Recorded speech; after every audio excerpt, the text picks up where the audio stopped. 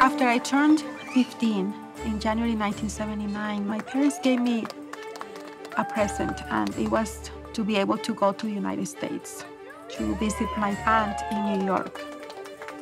So I went there, and I spent a few months in there. My aunt made the arrangement so I could go to this school that it was really like an adult school, but it was amazing because I was there the whole day learning English. And it was a great experience for me. But in Nicaragua, there had been some kind of political unrest that had been going on for years, but it was getting worse and worse. And the news were just terrible. You know, I was so worried about my family. I was just 15, and I really didn't want to be away from them while they were going through these hard times. When I went back to Nicaragua, things were getting really bad. Because there had been these rebels that had been fighting for years to throw down the government. There was a point in which they decided to bomb that part of the city to put more pressure on the rebels so they would leave. At that moment, all the radio stations in Nicaragua were censored. They were shut down.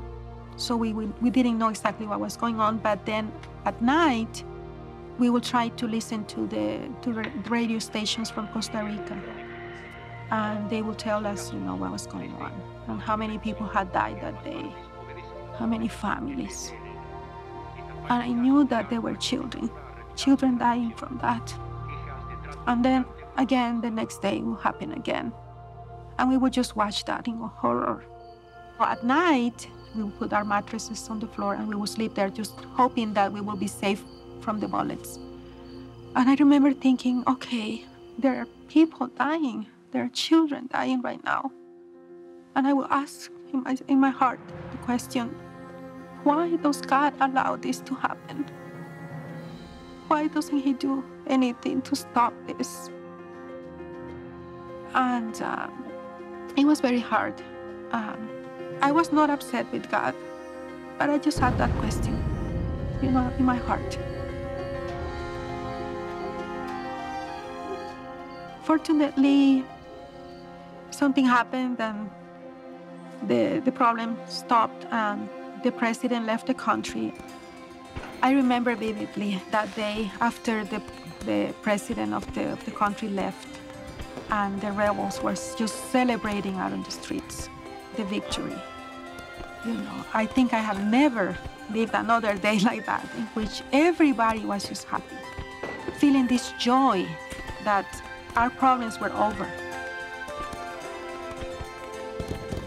When I was about 16 or 17, we started attending college. And I went to Universidad Centroamericana, and my major was in industrial engineering.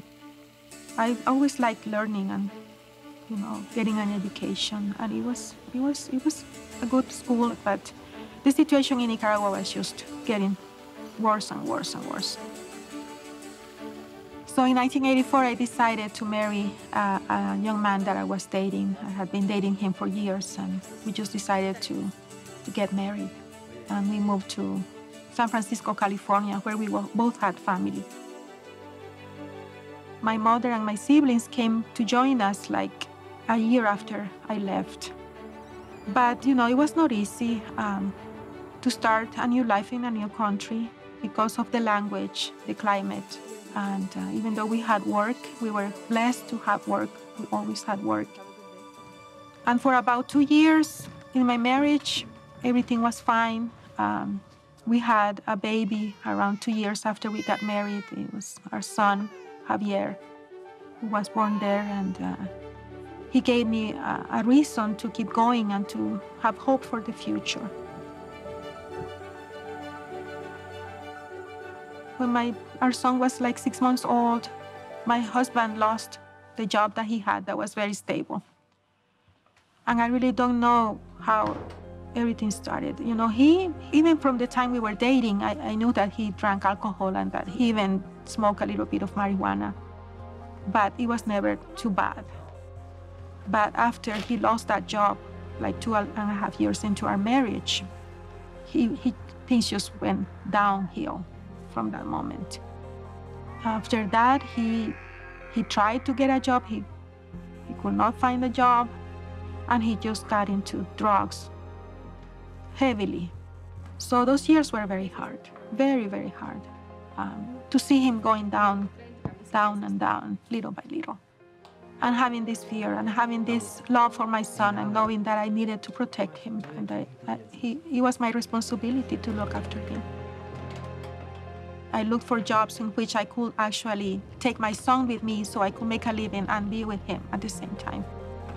So I would work as a nanny during the day and I went to school at night because I always wanted to expand my education, to have a better future. It was very hard for me to see the man that I loved, the father of my son, going into that trap. And I remember that there were times even when I would see him on the street and I would stop him to talk to him and he wouldn't even recognize me. He didn't know that it was me. He was totally lost. They come to see me. I tried to help him. I tried talking to him. I went to therapy. I went to Alcoholics Anonymous organization to look for help. I tried to do everything that I could to help him. But I feel that I was failing. I could not help him. One evening, I remember walking to the bus stop because I was going to school. And then I forgot something, a book or something. I needed to go back to our apartment to get it. So I walked back to my apartment. And as I was getting close to it, I noticed that there was a car parked right in front of it.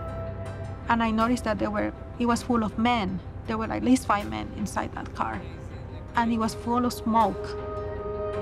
And for some reason, I looked closer and I thought, what are they doing? And then when I looked inside the car, there was a little boy in there. And that boy was my son, my baby. And I got so upset. I banged on the window and I opened that door and I told him, give me my son. This is the last time that you do this to him. So that day was the day when I decided to end my marriage. I think that was the day when I actually stopped loving my husband because I realized that I could not trust him. I could not even trust my son to him. It was very hard to end the relationship. How do you do that, after being so many years with a person? Those days after he left, of course, it was better without him, but at the same time, I had fear. I feared that he would come back. I feared that I would not be able to give my son a stable environment, that he could also fall into that trap as he would grow up. And I was desperate. I was hopeless. It was really hard. Those days were times of despair for me, not knowing what to do. People make choices. And that freedom to make choices comes from God. He has given us that freedom. And that is why he cannot stop people from doing bad things. And I know that it happens in our life sometimes that we have these longings, we have these questions, we have these things that we don't really know the reason. But if we are patient, the answer will come one day. And then we will finally have that peace that we are looking for.